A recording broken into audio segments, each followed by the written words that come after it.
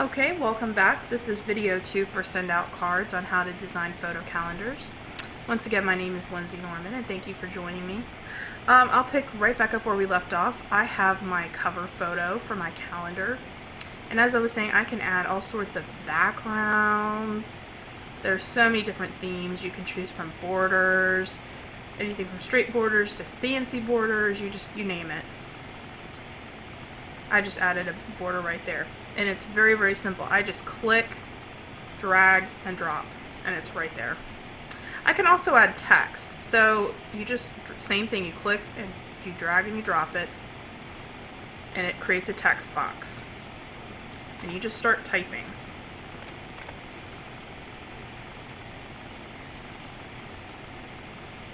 And I come down here and I type. I'm going to type family memories 2014.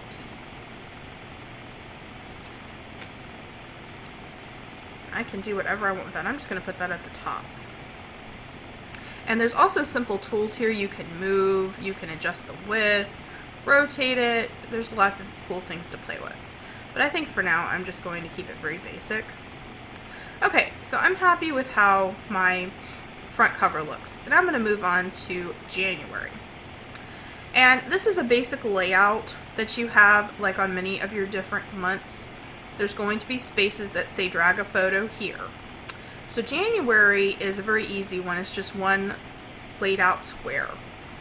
So I'm going to go back to my photos here on the left hand side. Click on that.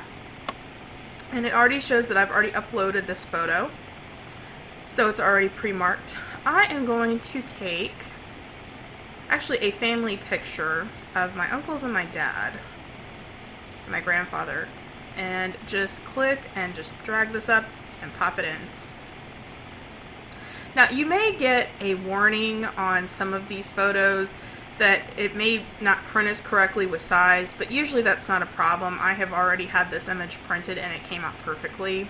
This was a scanned image and not a digital file like a GIF or JPEG file. And that, I believe, is part of the problem, that sometimes when you scan, the computer does not recognize the size correctly. But usually they come out very well. I've printed several and the quality is amazing. So let's say that I like January, I'm happy with that. I'd like to pick a specific date, maybe a wedding anniversary. Okay, let's go with, we can go to our calendar view.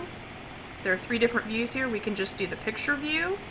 Shows you what it looks like up close, the full calendar view, which we've been working with, and just our calendar view. So now I can see my dates up close.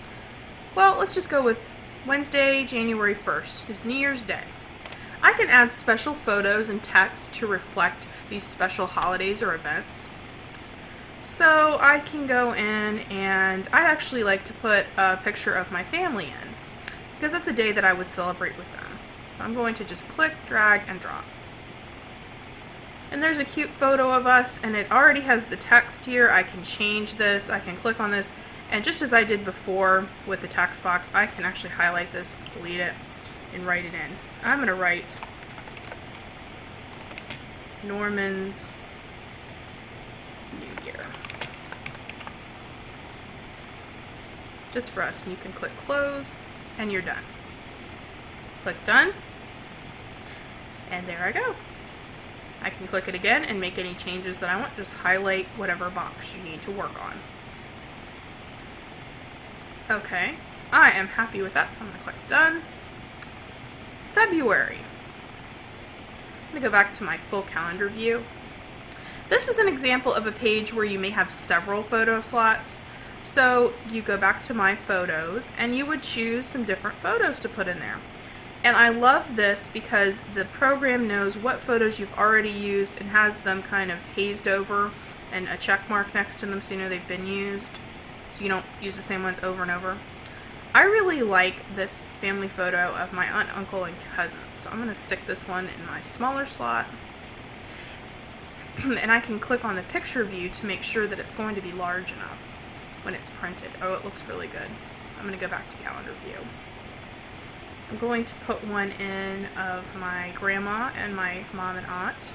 That looks really good as well.